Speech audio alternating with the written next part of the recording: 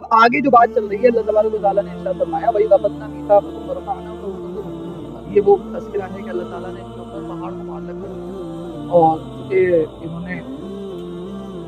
توریت کے سلسلے میں جو باتیں حضرت موسیٰ علیہ السلام سے کہی، آگے اللہ نے فرمایا خُذُوا مَا آتَيْنَاكُمْ بِقُوَّةٍ وَاذْكُرُوا مَا فِيهِ لَعَلَّكُمْ تَتَّقُونَ، کہ خُذُوا مَا آتَيْنَاكُمْ، اس کو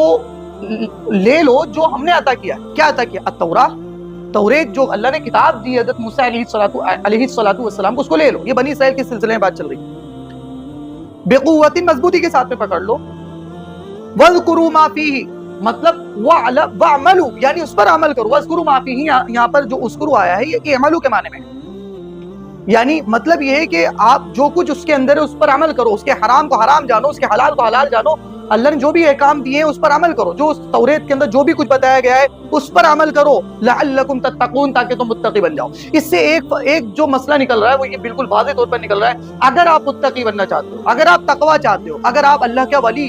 بننا چاہتے ہو، اگر آپ نیک بننا چاہتے ہو، تو آپ کا انسلاک، آپ کا جڑاؤ، آپ کا تعلق اللہ کی آسمانی کتاب کے ساتھ میں ہونا چاہیے۔ یہ فلاں بزرگ کی کتاب ہے، یہ فلاں کی کتاب ہے، وہ فلاں کی کتاب ہے، بزرگ نیک ہوتے ہیں، ہم کسی کی شان میں گستاخی نہیں کر رہے۔ اگر کوئی بزرگ نے نصیحت کی باتیں لکھی ہیں اچھی چیزوں سے ایکسیپٹ کیا جائے، لیکن ساری باتیں اس میں کہانی قصے سب کو ایکسیپٹ کر لیا جائے، ایسا بھی نہیں چلے گا۔ اور دوسری بات یہ کہ بھلے ہی کتنی نصیحت کی باتیں ہوں، لیکن سب سے بڑا درجہ قرآن کا ہے۔ اگر تقوی اختیار کرنا چاہتے ہو تو قرآن سے جڑنا پڑے گا، اللہ کی کتاب سے جڑنا پڑے گا۔ یہودی اس دور کے اندر جو تھے ان سے کہا جا رہا ہے لعلکم تتقون، اگر ان میں تقوی پیدا ہوگا توریت سے جڑنے سے، اس وقت آج کے دور کے یہودی کے اندر تقوی پیدا ہوگا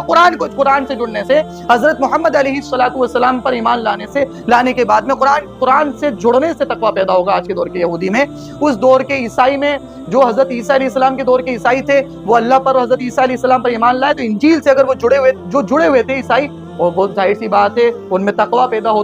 پیدا ہوگا